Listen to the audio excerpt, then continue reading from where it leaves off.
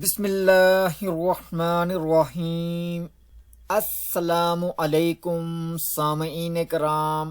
عربی زبان کا مختصر علم قرآن کو سمجھنے کی حد تک۔ آئیے قرآن کو سمجھ کر پڑھیں کے سلسلے کے سبق نمبر 97 کے ساتھ حاضر خدمت ہوں۔ سامعین کرام، آج ہم اپنے اس سبق میں لفظ اند کا استعمال پڑھیں گے۔ سامعین کرام، الفاظ اند یا اندی، اس کا مطلب ہے پاس، کے ہاں، کے نزدیک۔ تو آئیے لفظ اند کا استعمال پڑھ لیتے ہیں۔ مثلا ان الدین عند اللہ الاسلام، یقیناً دین اللہ تعالی کے نزدیک اسلام ہی ہے۔ پھر اس کے بعد ہے ان الذین آمنوا والذین ہادوا والنصارى والصابئین من آمن باللہ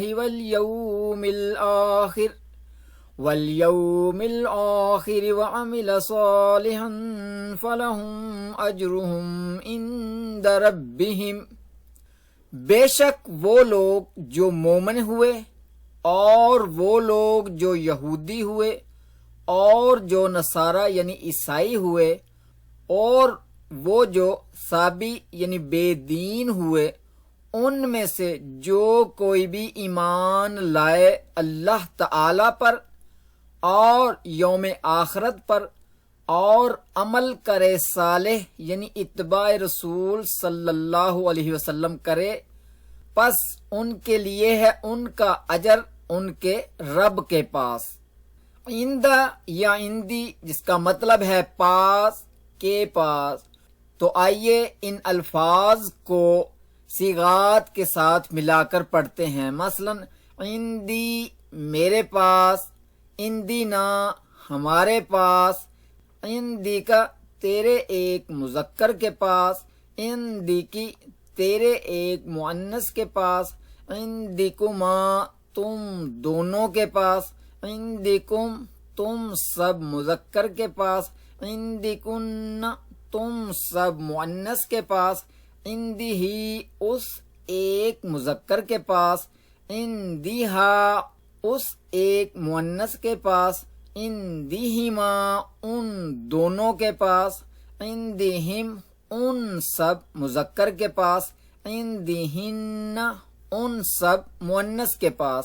تو سامعین کرام، لفظ اندہ کے کچھ جوڑے، مثلا اندہی، اندہو، اندہما، انداہما، اندہم، اندہم، اندہن، اندہن۔ تو آئیے اب ان تمام الفاظ کی الگ الگ مثالیں پڑھ لیتے ہیں۔ اندی میرے پاس یا میرے ہاں، مثلا وَلَا أَقُولُ لَكُمْ عِنْدِي خَزَائِنُ اللَّهِ وَلَا أَعْلَمُ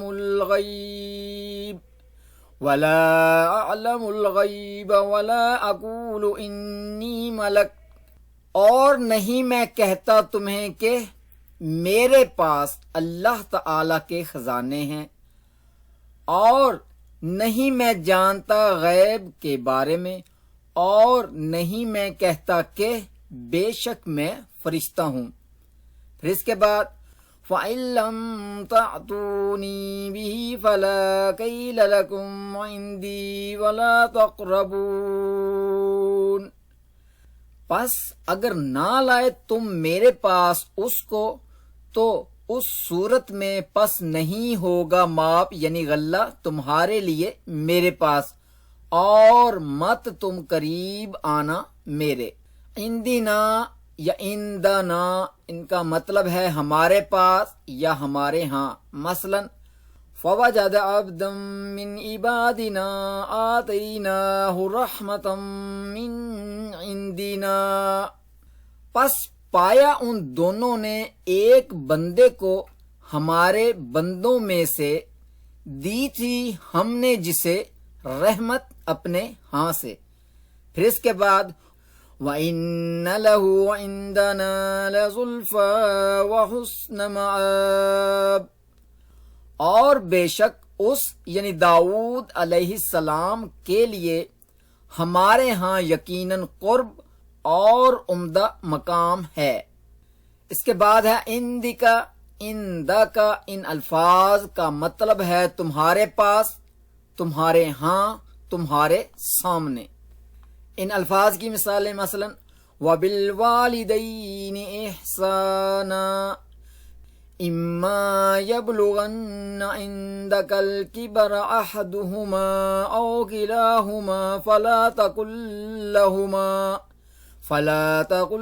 لَّهُمَا أُفٍّ وَلَا تَنْهَرْهُمَا، اور والدین کے ساتھ احسان کرو، اگر پہنچ جائیں تیرے سامنے بڑھاپے کو ایک ان دونوں میں سے یا وہ دونوں، تو مت کہو ان دونوں کو اف اور مت جھڑکو ان دونوں کو۔ پھر اس کے بعد اذ قالت رب ابن لی عندک بیتا فی الجنہ، جب فرعون کی مومنہ بیوی نے کہا اے میرے رب تو بنا دے میرے لیے اپنے پاس گھر جنت میں۔ اس کے بعد ہے عندکم، تم سب کے پاس، تم سب کے ہاں، تو لفظ عندکم کا استعمال مثلا ما عندکم ینفد وما عند اللہ باق، جو تمہارے پاس ہے وہ ختم ہو جائے گا اور جو اللہ تعالی کے پاس ہے وہ باقی رہنے والا ہے۔ پھر اس کے بعد قُلْ هَلْ عِندَكُم مِّنْ عِلْمٍ فَتُخْرِجُوهُ لَنَا، کہو کیا تمہارے پاس کوئی علم یعنی یقینی بات ہے تو نکالو اسے ہمارے لیے۔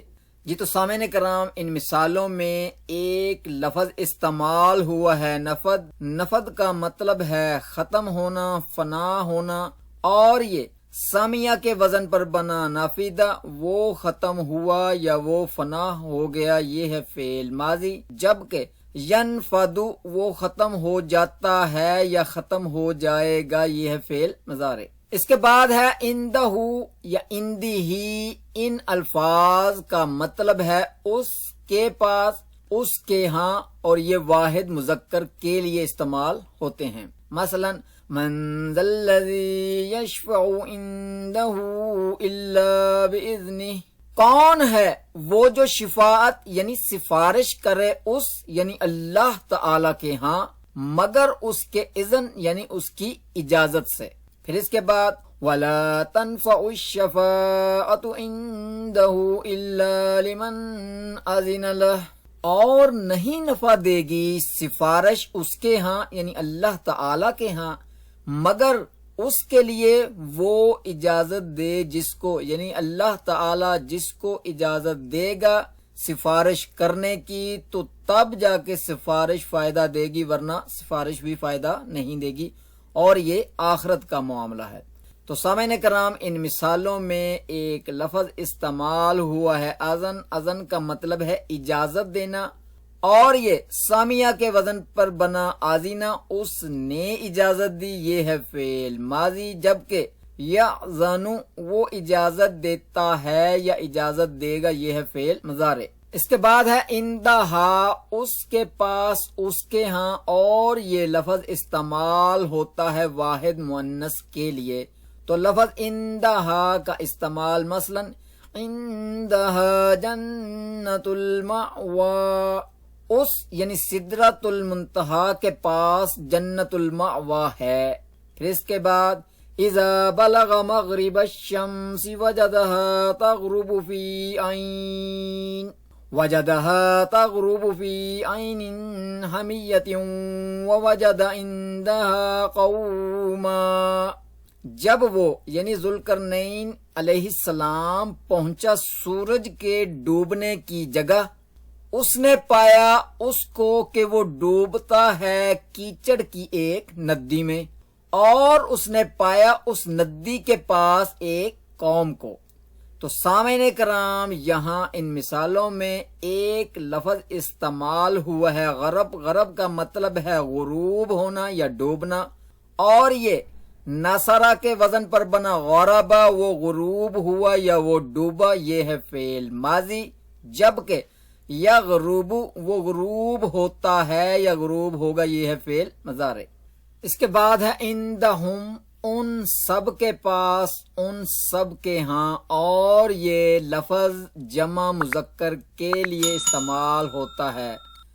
تو آئیے لفظ عندہم کا استعمال پڑھتے ہیں. مثلا ام عندہم خزائن رحمت ربک العزیز الوہاب، کیا ان کفار کے پاس خزانے ہیں تمہارے رب کی رحمت کے جو غالب ہیں اور بہت عطا کرنے والے ہیں.